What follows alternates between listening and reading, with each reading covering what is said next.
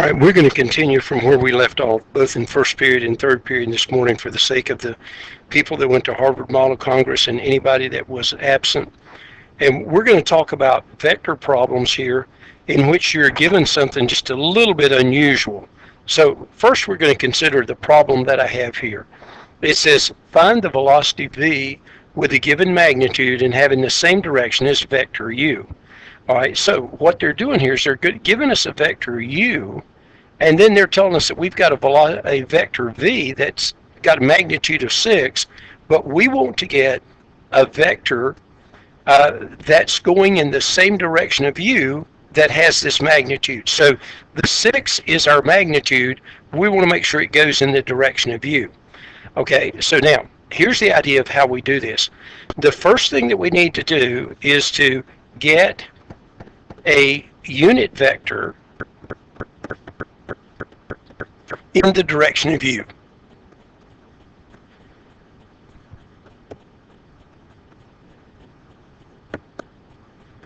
All right, so now we're going to do that using the formula that said a unit vector in the direction of a given vector is going to be the vector divided by the magnitude of the vector. Now, earlier when we did this, we had v's where those u's are, but in the terms of what's given here, they're going to be u's.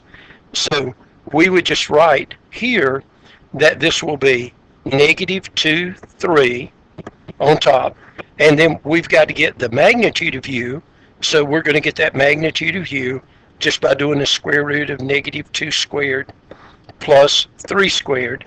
So this is going to be a 4 and a 9, so square root of 13. All right, so once we get this, then if we write this as 1 over square root of 13 times our original vector, let's see, got a little excited there. All right, that's a comma and a 3 and not a square root there. All right, now if I scalar multiply this, I'm going to get negative 2 over the square root of 13, comma, 3 over the square root of 13. Now, this vector is a vector that's 1 unit long, and it's going in the same direction that our vector u is right here. Now, what we're looking for in the problem is we want a vector that's going in that direction but has a length of 6. So to get our vector v then, the one that's going to have a length of 6, we're just going to multiply the length that we desire, that's 6 right there, by this vector.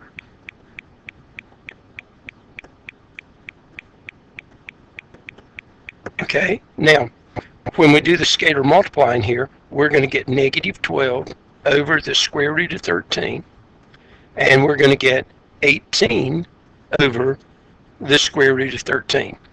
Now, what I want you to believe is that this vector goes in the same direction as vector u, and that its length is 6. Now, I do want to show you that its length is 6, and then you'll have to believe the other based on the fact that if this is 1 unit long and it's going in the proper direction, then if I multiply it by 6, I'm just going to make it's going to keep going in the same direction. It's just going to be 6 times as long.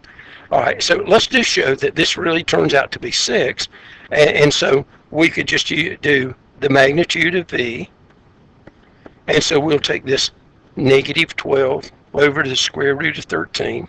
So we want square root of that, and we're going to square that, and then we're going to take 18 over square root of 13, and we're going to square that. Okay, so this will be 144 over 13 when we square that, and then this will be 324 over the square over just a plain 13 when we square that. So what we've got there is 468 over 13. Now, if we divide 13 into 468 right here,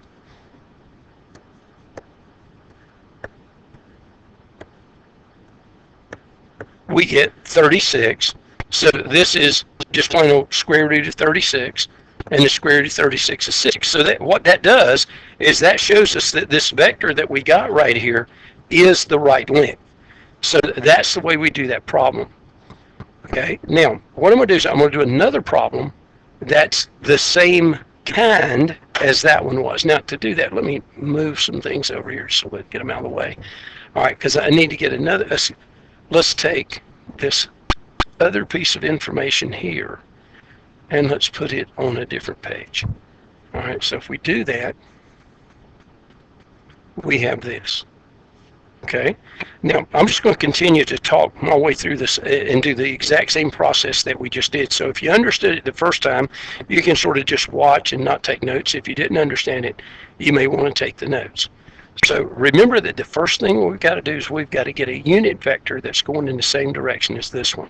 So we need to get the length of u. We need to get the vector u divided by the length of u. All right, so this will be 5, comma, negative 5 on top. Now, down on the bottom, when I'm going to get this length, this is going to be square root of 5 squared plus, it's the square root of the quantity 5 squared plus negative 5 squared. So that's going to be square root of 50, like that. All right, now the square root of 50 we could write as 5 square root of 2. So we would have this, 5 square root of 2. Okay, now we can write this, we can pull this denominator out, and we got 1 over 5 square root of 2. We're multiplying by 5, comma, negative 5, like that. So when I multiply, the two 5's are going to cancel in these two places. So I'm going to get 1 over the square root of 2, and then I'm going to cancel the 5 here with the 5 here, and I'm going to get negative 1 over square root of 2. Now, you could leave it just like I've got it right there. That's a unit vector in the direction we want to go. Now, if you prefer to rationalize the denominator, remember if you rationalize 1 over square root of 2, you multiply by square root of 2 over square root of 2. So that's going to turn out being square root of 2 over 2. So if you want to do that, you can do that. And then right here, if you do the same thing with this one, you're going to get negative square root of 2 over 2. So that might give you a better idea in terms of numbers we're familiar with seeing a little bit more often. Now, this vector is 1 unit long, all right? And now we want it, but it's going in the direction of u. So if I want to get this vector v right here that's 4 units long and is going in that direction, then I'm just going to go 4 times the length of that vector.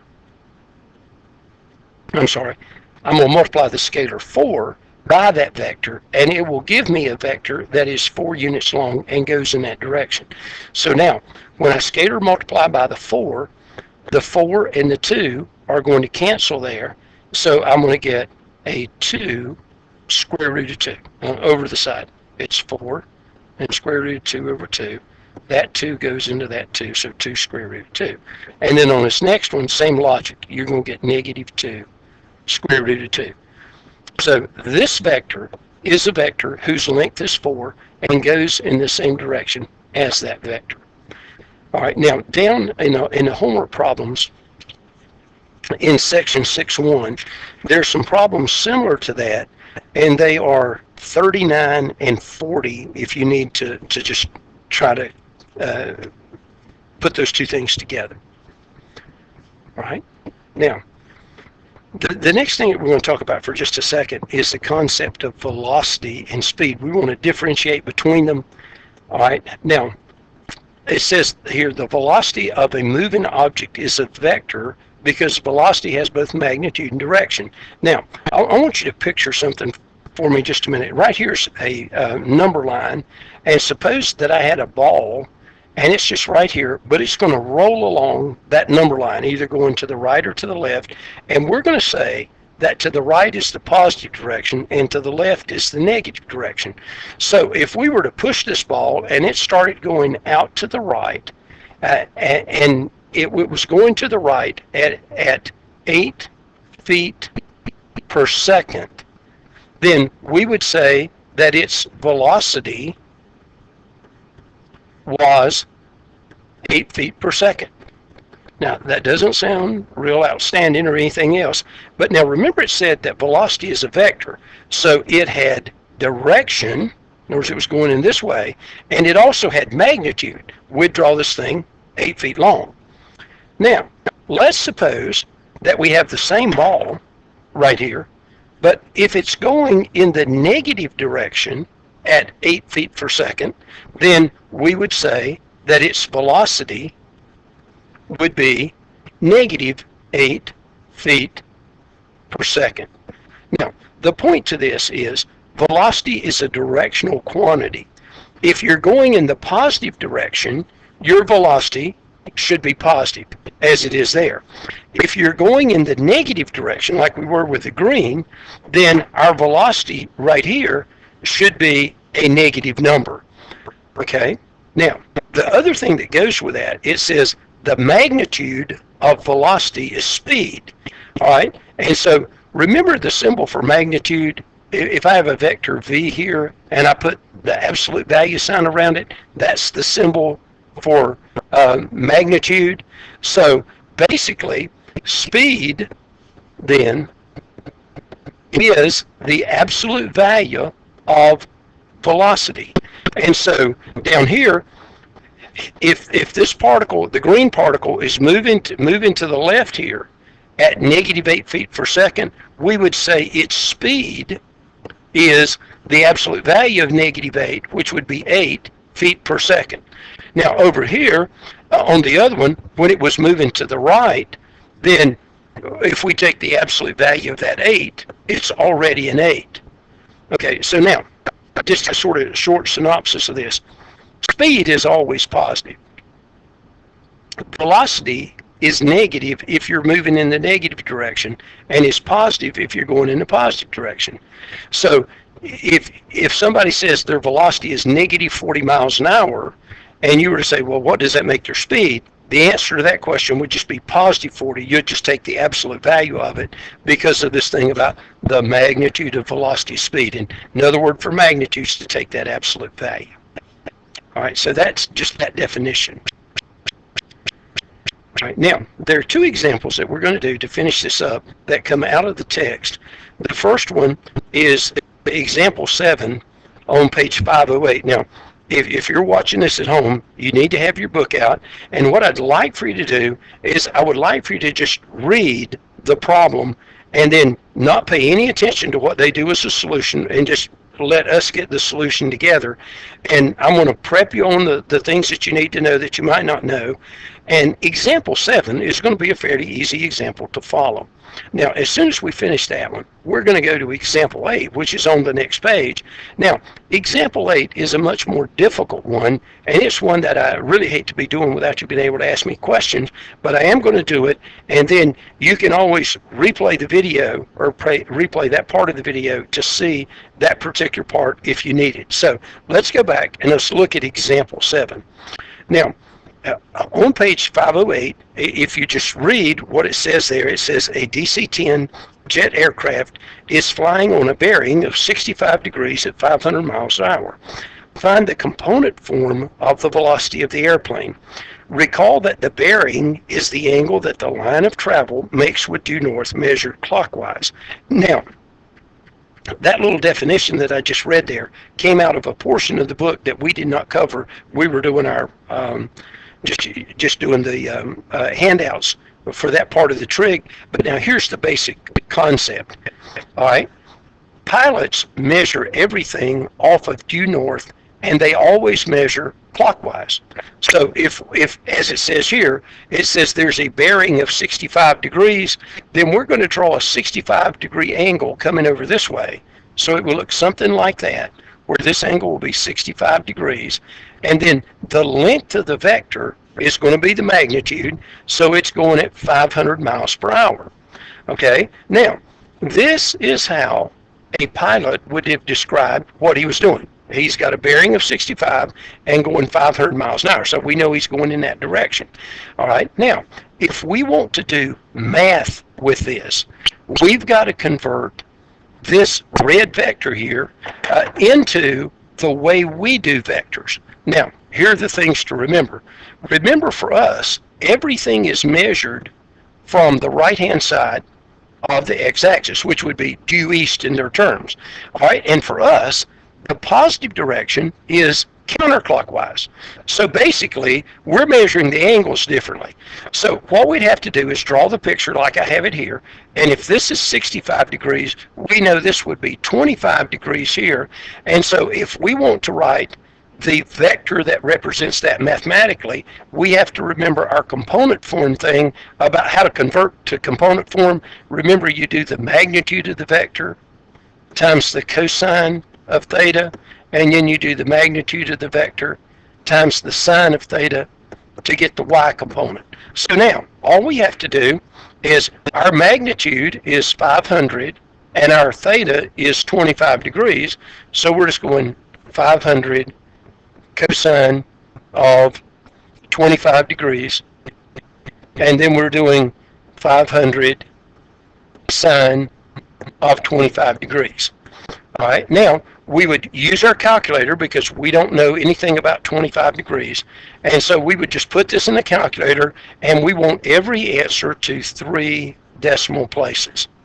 All right, now I need to get the my calculator up, and it's not up yet, so give me a second.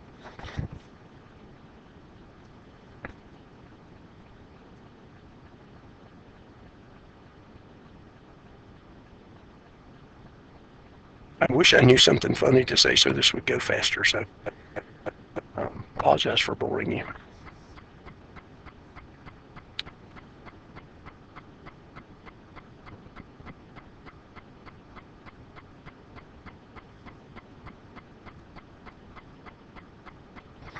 Okay, now among the essentials when you're doing this on the calculator, you want to make sure that you check your mode key, and you want to make sure that you're in degree mode.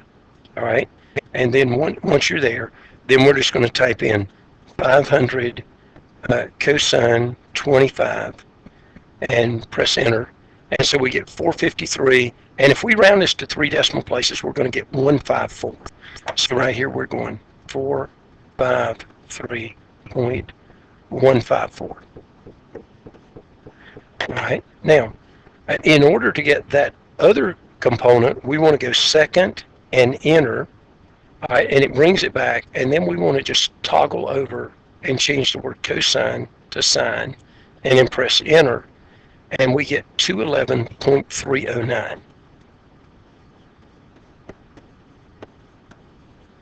All right, so now things to remember, this is going to be the answer to this, is that we're going to do all of these to 3 decimal places, even if the back of the book does too, on this. Now, I want to put the calculator back down for a second and talk to you just a little bit about stuff about why would anybody want to do this. I hope that none of you are ever on a plane that crashes or anything else. All right, but suppose that you're the person who's at the airport. Let's say the airport is right here, and then you realize the plane has been gone, say, for 45 minutes. All right, but you know the direction it's going on. So what we could do is we could take this vector right there that we have mathematically, and since that 500 is in miles per hour, then if it had been going 45 minutes, then this would be 3/4 of that distance. So you'd multiply each of these numbers that we have right here by 3/4. All right, and I'm not going to take the time to do that, but let's just say you got something similar to 313.8 and 170.6. I mean, just I want numbers, and I'm not going to bother to get 3 decimals. Okay, so basically, what would happen is if you knew that the plane disappeared off the radar after 45 minutes, but you knew that the plane usually flew at 500 miles an hour, and you knew the direction it was going, then you could tell the search party, you could look on the map, and you could say, well, now I want you to go out this way, this distance, and I want you to go up that. So you'd say, and you'd look on the map and you'd try to find a place on the topography map that was close to that, and you say, okay, send the planes to this position and then let them circle, widening out from there, and that's why you do that. So you'd want to be able to get this original thing that we had here so that you could try to direct somebody to find them if you had to. So that's a sort of far out use, but it's something that would be practical if there was a crash. All right. Now, one last example, and again, this is the one. This one's a little bit more challenging, and so you want to have plenty of paper to do this one on. All right, we're doing example 8 off page 509, and so I'm going to read it with you, and then I'm going to begin to draw things on the board, and you probably want to copy them over to paper. All right, it says, Pilot Megan McCarty's flight plan has her leaving San Francisco International Airport and flying a Boeing 727 due east. There's a 65-mile-an-hour wind with a bearing of 60 degrees. Find the compass heading that McCarty should follow and determine what the airplane's ground speed will be, assuming that its speed with no wind is 450 miles per hour. Okay, now, we are asked to find two things in this problem. We're asked to find the bearing that she should be on, and we're asked to find what the ground speed will be. Now, as we start doing the work on this problem, you'll begin to see some cool things about this. All right, now, the first thing that we need to do is we need to draw the vector that's represented by the wind. All right, so it says there's a 65-mile-an-hour wind, and that it's on a bearing of 60 degrees. So measuring from true north here, we want to get a 60-degree angle. So let's say that's a 60-degree angle, and we want to come up here a distance that we're going to represent as 65. I'm afraid if I draw this too long, I'll run off the board. So that's the magnitude. All right, now we're going to put a 30-degree angle here. Now, before we go any further, I want you to call that vector W for wind, and I want us to get the component form of that vector. All right, so we're going to say the wind speed vector there is going to be, all right, we do its magnitude, and then times the cosine of its direction, so 30 degrees, and then we do 65 sine of 30, right? So that represents this red one. Okay, now in a different color here, I'm going to draw what I'm going to call the airplane vector. All right, let's see, I'm going to draw in blue for a minute the path that she wants to follow. Pilot McCarty here wants to go due east, so she wants to wind up going this way. All right, now if she's going to go that way, and we have this crosswind going that way at 65 miles an hour, if she starts out due east, going right here, the wind's going to push her up here. And so that means she needs to go at an angle that's down below, something like this, all right, in order to have the wind blow her back up where the blue one is. All right, so I'm going to just draw this down here like that. Okay, now we're going to have to put some stuff here. I'm going to put theta right there. Now, observations you ought to make. Theta right there is going to be negative because we're measuring it clockwise down from there. Okay, all right. It says in the given on this thing, assume that its speed with no wind is 450 miles per hour. So what that means is we want to imagine that the speedometer inside the plane is reading 450. Okay, now this is going to be the airplane vector. All right, so let's go up here and let's write the airplane vector. Now, when we write this one, we're going to have some unknowns in it. All right, now its magnitude is 450. And so we have to do cosine of the angle. Now, remember, we're talking about the math angle here, not the bearing angle. At the end, we're going to get the bearing, but we've got to represent this green vector the way we do, so we have to measure the angle from the right side of the x-axis. So we're just going to call that cosine theta, and now we're going to go 450 sine of theta, like that. Okay, now I want to go to a different page for a minute because I'm going to come back and I'm going to draw something here, but I'm going to have to make my drawing look just a little bit better. I want to remind you of something. Remember that if you have a vector here and then you put another vector right there. Let's call this vector P and let's call this vector Q. Then if you add those vectors when it's tip to tail, then the vector that you would get here would be P plus Q. All right. Now, that's the way Mr. Hasselberg does this. All right. Now, if we had, I'm going to give you the same idea, but if I had the vector P going up like this, and then say the vector Q was down here, sort of like in our diagram, then remember we can take this vector Q here. If I want to add P to Q, I could take this and just move it right up there and draw something that's parallel to it and has the same length, and we could call that vector vector Q, and now I'd have my P and my Q, and I could add those together, and wherever the end of that was, I could connect the origin to that, and that would be my resultant. Now, that's something similar to what we're going to do back on this other page. So bear with me as I try to make the drawing. All right. What I want to do is create a parallelogram here. So I want to take this green vector that I've got right here, and I want to position it right here. So I'm going to draw in green, but I'm trying to draw parallel to where it's at, and I want to draw it just as long as it was. So it might go out to say right there, perhaps. Okay, so now I'm going to call that vector A. Now, it'll still be represented by that quantity right there because it's parallel to this one. And remember, if vectors go in the same direction and they have the same magnitude, they're equal. So this vector is equal to the one we had to start with. Okay, now I'm going to take this, I'm going to erase just a little bit of this blue here for a minute. All right, remember that the pilot wants to go due east. I just didn't know how far to draw that, so I'm going to draw that coming out to right there.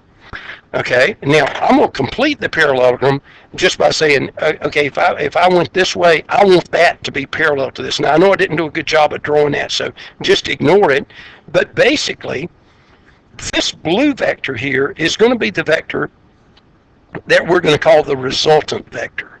All right, a resultant vector is a vector you get by adding two others.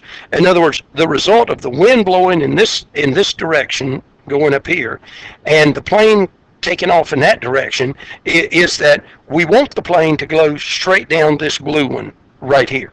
So we want to add vector W and vector A and get this blue vector. All right, now we're going to call that blue vector the resultant vector. And I'm going to tell you that we know some stuff about it, so we want to write that on our paper next. All right, now, the length of this blue vector is the thing that's going to be the ground speed up here. And we don't know that number, so we're going to call that part G. All right, so the magnitude, so let me draw it here. The magnitude of vector R is going to be represented by G for us. Okay, so now, if I want to write this vector, then it's going to be G times the cosine of the angle that this blue vector makes with the right side of the x-axis. Now, with a little bit of thought, you'll see that's an angle of 0 degrees. So we're going to put 0 degrees here, and then we'll get G sine of 0 degrees here. Now, this simplifies, I mean a bunch. The cosine at 0 is 1, and so G times 1 will be G. All right, and then the sine at 0 is 0, and G times 0 is 0. So this blue vector can be represented by G comma 0. All right, now, this problem, I'm going to trust that you have these three vectors copied. And what I'm going to do is I'm going to move down here, and we're going to lose sight of some stuff up there for a little bit. But basically, what we've got to do is we've got to add vector A to vector W. And when we do, let's see, let me rewrite that just a minute. All right, and let me try to color coordinate again. Let's start with vector W, because that's the first one we did. All right, that vector plus the airplane vector is supposed to equal to that resultant vector. All right, now, if we take the expressions that we have for those and fill them in down here, all of a sudden we're going to have a little bit of algebra that we could do to get the answer. So right here, I'm going to write all in one color, but this vector W, remember it's 65, and in cosine of 30 degrees, comma, 65 sine of 30. All right, so that's that vector. So I'm just putting this in place of this. Now I got a plus sign. Now I'm going to put the airplane vector. So that's the green one. So it's 450 cosine theta, comma, 450 sine of theta. All right, and when I add those, I'm supposed to get R, and R is just G0. All right, now, I'm going to extend this up a little bit. What I want to do is I want to honor that plus sign right here and add these two vectors. All right, so I'm going to add this x component to that x component. So I've got 65 cosine of 30 plus 450 cosine of theta. Now remember, theta is a variable. We don't know its value. All right, and then we get the comma, and now I've got to add the y components. So I'm going to add this one to this one. All right, so that's 65 sine of 30, all right, plus 450 sine of theta, and then this is equal to G0. Okay, now what I have here are two vectors. There's one right here to the left of the equal sign, and then there's one over here to the right, and they're equal to each other. So that means that the x component of this one, so this part right here, is equal to G. All right, now I'm going to write that down. All right, 65 cosine 30 degrees plus 450 cosine of theta, all right, is equal to G. All right, now I want you to make a couple observations with me before we do the other part to that. All I did here was I set that x component equal to that x component right there. Now, notice that this equation that I have right here has two unknowns in it. It's got a theta and it's got a g. All right, so that means we'd prefer not to do algebra to it unless we just had to. Okay, now let's take the y components and set them equal. So we're going to take this and set it equal to that. Now, I'm going to write that in red right down below. All right, so we're going to get 65 sine of 30 degrees, all right, plus 450 sine of theta is equal to 0. Now, if you look at this expression, I put a degree sign on that theta. Let me take that off. It doesn't harm anything, but I don't want you to have to think more than you need to on it. All right. If you look at this red equation right here, the only unknown there is theta. Okay. So this means we can solve this. And when we do, let's go back up here, we'll be getting this angle right there. Okay. So basically, when you get to the step that's right here, where you have the two vectors set equal, and you get the two equations that we have here, you want to look and find an equation that just has one unknown in it, because that'll be the one you want to solve for. All right. Now, when we get theta here, we want to store it in our calculator. So I'm gonna do some writing and then put it in the calculator. And a bunch of you probably figured it out now. So basically here, I'm going to go 450 sine of theta equals, and I'm going to take this junk across to the other side, so negative 65 sine of 30. All right, now I'm going to divide by 450, so I got this sine of theta equals negative 65 sine of 30, all right, over 450. All right, so then theta would be the sine inverse of 65 cosine of 30 degrees. I'm sorry, not cosine, it's sine. All right, 65 sine of 30 degrees, all right, divided by 450. All right, now let me put that in the calculator. All right, so we want second sine, and then we want that's a negative 65, so it's sine inverse, and that's a minus right there. All right, so it's sine inverse, and it's negative 65 sine of 30, all right, divided by 450. All right, now we press enter, and we get theta is negative 4.142. I'm going to write this to 3 decimal places. Degrees. Okay, now let's look at the significance of that before we go on. All right, if we go back up to our figure, remember we're going to measure theta coming from that blue line down to the green. All right, and so since we're going clockwise, we should expect the angle measure to be negative. All right, and now let's see that. Remember that was 4.142, 4.142. Except it was negative. All right, now if I want to answer the question about the bearing up here, remember that the bearing has to be measured from due north, and it has to go from here around to that green one right there. So down to the blue one here is 90 degrees, and then we know that this is another 4.142. All right, because we got negative here because it just means go clockwise, but if we're measuring from here, it's just going to be 90 plus 4.142, and so we would say the bearing that the pilot's going to fly on is 94.142 degrees.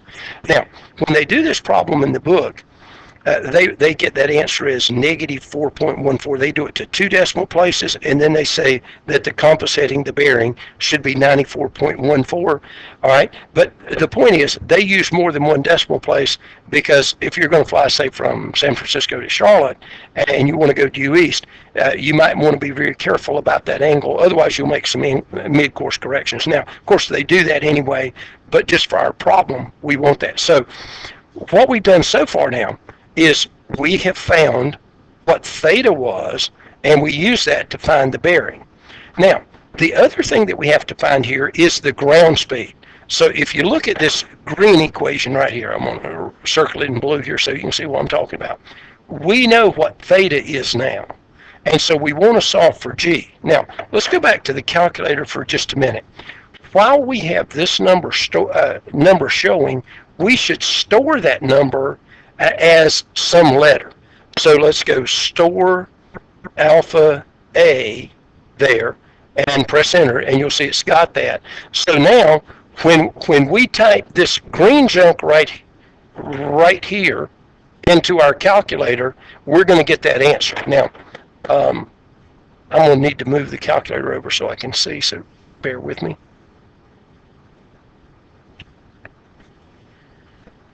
All right, now I'm going to hit clear. All right, now we're just typing in the green line from right here. Okay, so we're going to go 65 cosine of 30 degrees, all right, plus 450 cosine, and then remember for theta, we're putting alpha A. So alpha A right there, press it. Now just press enter, because that was equal to G, and so we get this number. Now this number, 505.1165, etc., that's our ground speed. In other words, if we go back up to the drawing here, it's the magnitude of this blue one going across that way. All right, so let's just come up here, and we're going to say the ground speed is 505, and we're going to round this to 3 decimal places, so we're going to go 117, and then the unit on your ground speed is going to be miles per hour. Okay, now just 1 or 2 little quick comments, and we'll say we have done the problem. All right, what they asked us to find in the beginning was what angle did we need to aim the plane so that it wind up going due east. And we're measuring that angle from due north. So we had to find this little angle right there and add 90 to it. So that's how we got the bearing. And we did all that work that you can hit rewind on and see to get that. All right. And then the ground speed is just how far from San Francisco is she going to be in an hour if she goes like we're describing. And so it's just the length right there of that. That's that part. And so that's how we get that. Now, with that information, that at least gives you a good shot to be caught back up to even. And so thank you for listening. I appreciate it very much.